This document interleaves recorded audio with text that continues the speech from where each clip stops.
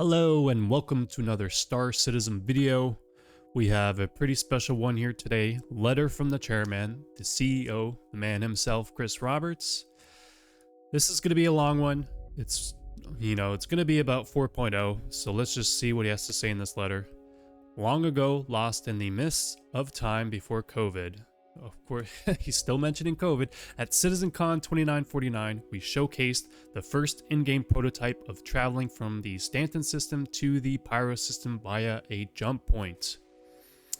After a much longer than anticipated development process, what was teased in 2019 became a reality for all players when we launched Star Citizen Alpha 4.0 to the live servers as part of what we are calling the 4.0 preview. Okay. So we got a special name for the 4.0 branch. It says, for the first time in our history, we will run 2 live releases in parallel, each with their own progress and persistence. This means you'll have the unique opportunity to choose which version you want to dive into, at least for a little while. At this stage, we both want and need the high traffic of a live release to thoroughly test server meshing and the newly refactored systems that rely on it as they go through their final paces. We acknowledge that we did not have the time to get all the mission types working before our holiday break, which is why we have decided to temporarily support 2 parallel live tracks. Alpha 3 okay, Alpha 3.24.3 will remain available so you can play the missions and engage in-game loops that are not working to our new playability standards in 4.0. Meanwhile, the 4.0 preview will also be accessible from your launcher as a second live option. If you are not interested in previewing the 4.0, you can simply select Alpha 3.24.3 from the dropdown and continue enjoying the current live build. Okay, interesting. So they're going this route. They're not... So that means 4.0 is not officially a live build. They're calling it a preview build. Okay. So this may feel like our usual PTU process, but there is one key difference. All right, tell us.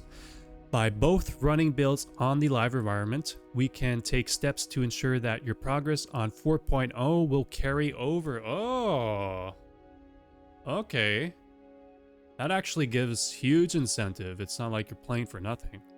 Because, we all hate wipes. Because it's 3.24.3 is going to wipe anyways. So it's kind of, giving incentive to play the 4.0 build. But it says, our goal is for anything you do and earn in the 4.0 preview to persist without any further wipes unless something major happens, though we do not anticipate that. Unless something major happens, like what, exploits? They're going to see some, they're going to catch some crazy Laranite exploit or something. Who knows? I hope that doesn't happen, joking aside. Like, I hope 4.0 is a clean build. They don't find any exploits. Yeah, that would be great. That said, it's important to note that progress made in 3.24.3 will remain tied to that version and will not transfer to 4.0. So that's huge. So if you guys do decide to play in 3.24.3, it's going to get wiped. Nothing's going to carry over. So keep that in mind, guys. It will not transfer to the 4.0 build. This allows us to maintain a clean slate for the new systems coming online in the 4.0 preview, ensuring a consistent and stable environment as we look to deprecate 3.24.3 in the new year. As you navigate through Stanton and Pyro, you are also navigating seamlessly through a mesh of servers that encompasses the entire game. Each planet, landing zone, or major station is now covered by different game servers. Thanks to this technology, server boundaries are effectively invisible even at our high levels of fidelity, ensuring smooth and uninterrupted gameplay. Okay. This means that server performance, playability, and overall health are now local to each of the nodes in the server mesh. Even dreaded server crashes are now localized to those regions, with players in other areas of space or on planets unaffected. It also means improved performance as each server is simulating fewer entities, resulting in a more responsiveness and allowing the game we are striving to create to finally shine through its content. Okay.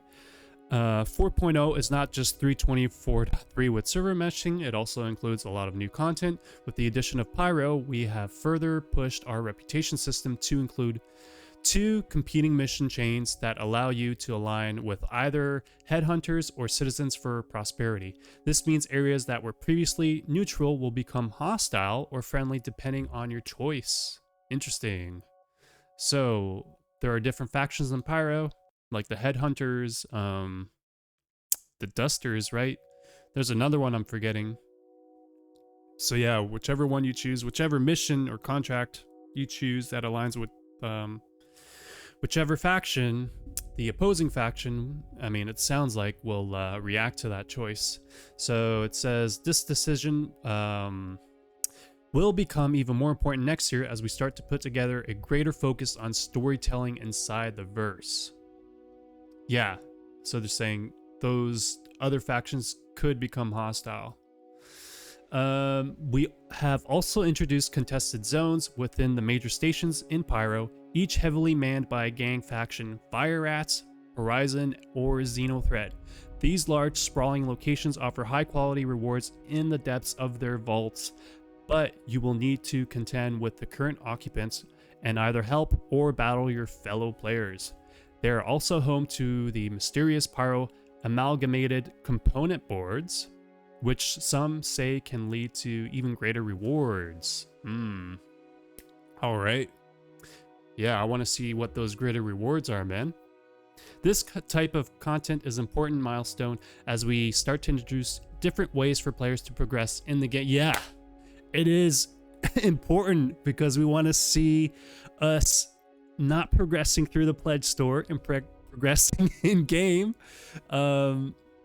Anyways, joking aside, with reputation and physical rewards being something we aim to push even further in future patches. That's fantastic. That's what we need to hear.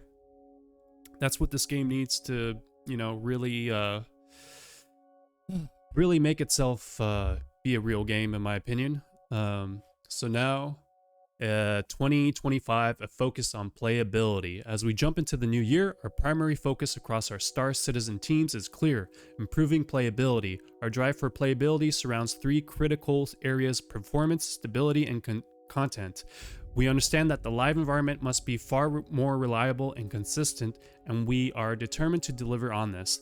The sentiment of many of you have shared, and one we wholeheartedly agree with, is that if the current game as it stands today ran smoothly with fewer obstacles and bugs, it would provide an unparalleled experience. I agree with that. Over the years, we have experimented with different approaches to improve our quality of life and tackling tech debt. However, the ongoing challenge has been balancing these efforts alongside the introduction of new features and technology. Too often, testing new features within the same pipeline as content has led to unintended ripple effects, creating instability, hindering performance, and impacting overall gameplay. In some cases, new features that are not fully mature have delayed the release of content or caused blockers that impact our progress. This has prompted us to reevaluate our approach to feature and content rollout, focusing on steps we can take to bring the game to a better state while maintaining a steady delivery.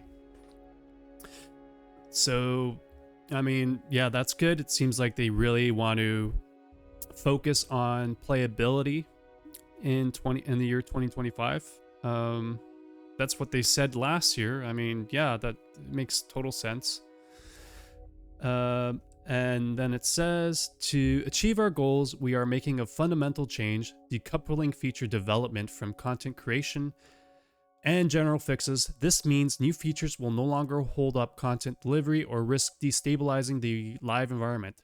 This approach will leverage the tech preview channel, which was reserved for major new pieces of technology like the replication layer and server meshing, will now extend to gameplay feature testing too. When a new feature is deemed complex or risky enough to require focused testing, will introduce a separate experimental PTU ePTU channel dedicated to that feature.